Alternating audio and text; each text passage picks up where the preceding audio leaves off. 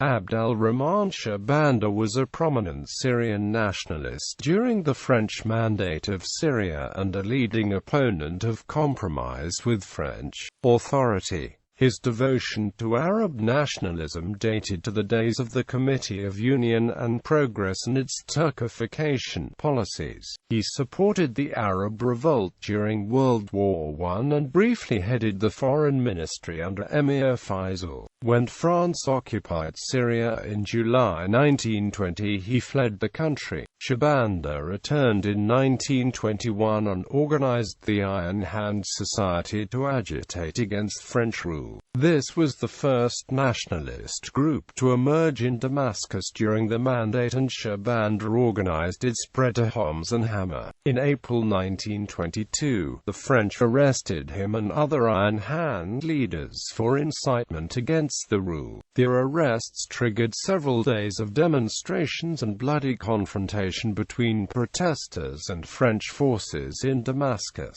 Nonetheless, the French tried Shahbandar for subversive activities and sentenced him to 20 years of imprisonment. After serving 1.5 years of his sentence, the French sent him into exile, where he joined the activities of the Syrian-Palestine Congress based in Cairo. The French allowed him to return to Syria in 1924.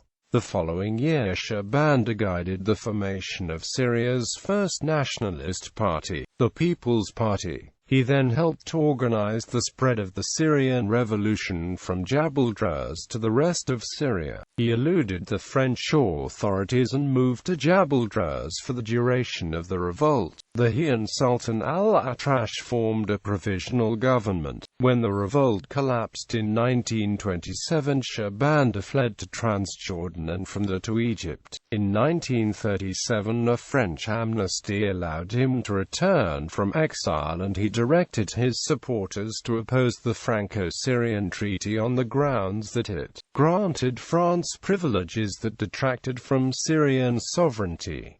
He was joined by powerful Syrian politicians such as Munir al-Ajlani. He also directed a political campaign to discredit the National Bloc government of Prime Minister Jamil Mardambe. During World War II, the French considered cooperating with Shahbandar because of his opposition to the National Bloc and because of support for him from Britain and the Hashemites.